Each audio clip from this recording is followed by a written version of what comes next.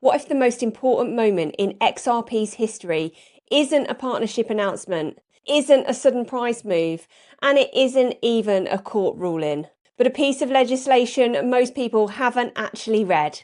Because this week, specifically January 15th, something is happening in the United States that could quietly change XRP's position in the system for good.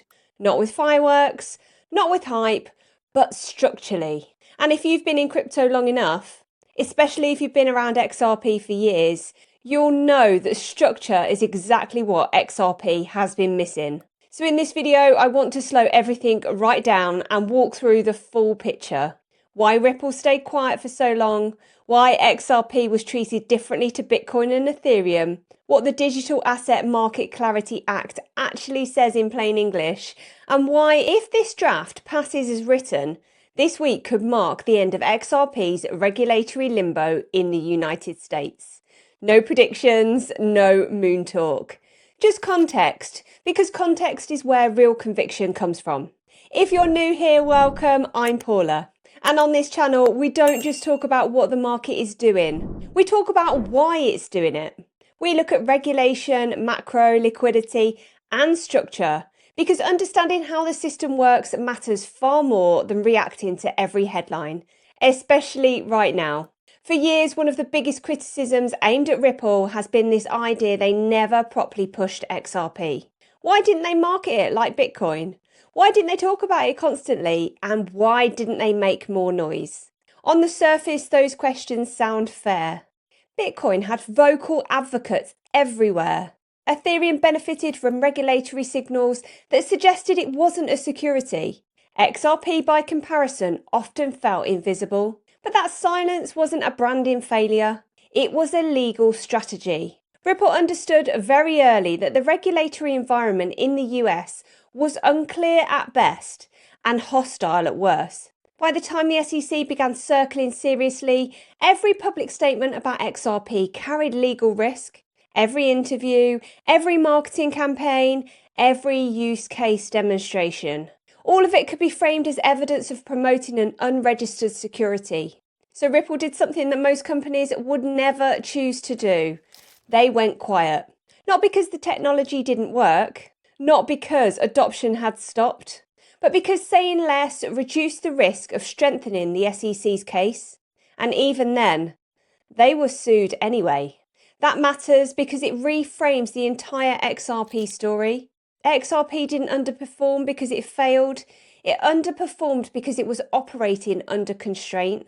At the same time, the contrast with Bitcoin couldn't have been sharper. Bitcoin was openly discussed as digital gold. Ethereum was increasingly treated as a commodity. That created an imbalance. Bitcoin and Ethereum gained confidence, capital, and institutional narrative. XRP gained uncertainty, delistings, and silence by necessity. This isn't opinion. It's documented history. And it explains why so many XRP holders feel the asset has been structurally suppressed rather than technologically inferior. Which brings us to now. The Digital Asset Market Clarity Act is designed to move the US away from regulation by enforcement and towards defined categories. Buried inside the draft is a clause that matters enormously for XRP. In simple terms, it says that if a crypto asset is the primary underlying asset of a US exchange-traded product by January the 1st, 2026, that asset cannot be treated as a security under US law.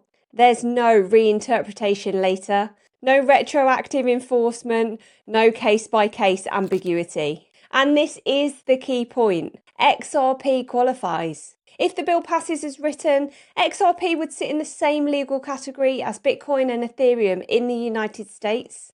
That doesn't mean instant price movement. It doesn't mean guaranteed upside. But it does mean certainty. This is where it helps to separate noise from structure. Crypto is full of announcements that sound positive, but don't change behaviour. Headlines that feel important for a day, then disappear. Regulation works differently. Regulation doesn't move price immediately. It moves permission. Permission for exchanges to list without fear. Permission for ETF issuers to build products. permission for institutions, funds, and corporate treasuries to engage without legal ambiguity, and permission changes behaviour long before it changes charts. That's why XRP ETF inflows matter more than commentary. That's why capital positioning matters more than sentiment. What this doesn't mean is that XRP suddenly becomes immune to markets. Legislation doesn't flip a switch and send price vertically higher overnight. Crypto has never worked like that. What changes is something much quieter, but much more important. For years, XRP has traded with a regulatory question mark attached to it.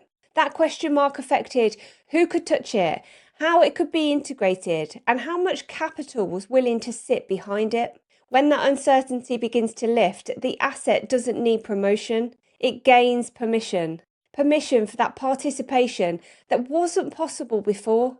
Permission for products that were legally awkward or outright impossible. Permission for XRP to be treated as predictable rather than risky by default. And that's how repricing actually happens. Not in a single candle, not in a response to one vote, but as friction disappears and participation broadens, slowly at first, until it isn't. And this is exactly why the market environment right now matters so much. When regulation shifts and uncertainty compresses, volatility tends to increase. We're already seeing that play out. Sharper moves, faster reactions, less patience from the market. This is the phase where strategy and execution really matter.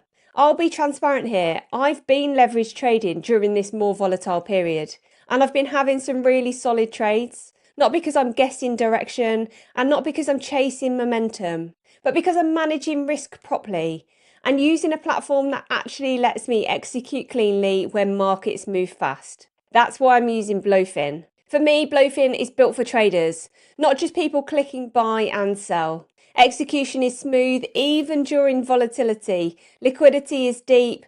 Risk management tools are clear and responsive. I'm not fighting the platform while I'm trying to trade the market, and that matters more than people realise when conditions aren't calm. And just to be clear, no exchange makes you profitable. You need a plan. You need discipline. But having the right exchange removes friction, and in volatile conditions, removing friction is a genuine edge. If you're trading this environment or you're learning how to, I've put my Blowfin link in the description below. That's the platform I'm using myself right now, and they're really supporting the channel, offering my community some really amazing deposit bonuses and trading bonuses. So check out the link below. Always manage your risk and don't use leverage unless you fully understand how it works. This is also the point where Ripple's long silence finally makes sense. Years of avoiding direct promotion, years of indirect development, years of letting the technology mature quietly in the background. All of that looks very different if the end goal was regulatory clarity. Because once the threat disappears, the rules change. And when crypto moves from legal uncertainty to legal clarity, it stops just being speculation and becomes financial infrastructure. That's the shift that matters now. So is this the biggest week in XRP's history? Not because of price, not because of hype, but because the vote represents one of the first moments where XRP's future in the US could be defined in legislation rather than argued in court. That's a fundamental change. Even if amendments follow, the direction of travel is clear. The United States is moving away from attacking crypto through enforcement and towards integrating it through structure. If you've held XRP through years of uncertainty, this week isn't about celebration. It's about validation. And more importantly, it's about understanding how markets actually work beneath the surface. Because investing in risk assets without a framework, without understanding liquidity, regulation, and structure is just guessing. And that's exactly why we built the Crypto Liftoff course. Not to sell predictions, not to promise shortcuts, but to teach you how to read the system across both bull markets and bear markets. And if you want to know the exact strategies we use to make money in both, we've made the course completely free for you. The link is in the description below. If this video helped you understand why this week matters, not just what's happening, make sure you like the video and subscribe to the channel. And let me know in the comments. Do you think regulatory clarity is the missing piece for XRP? Or do you think the market has already priced it in? Thank you so much for watching, and I'll see you in the next one.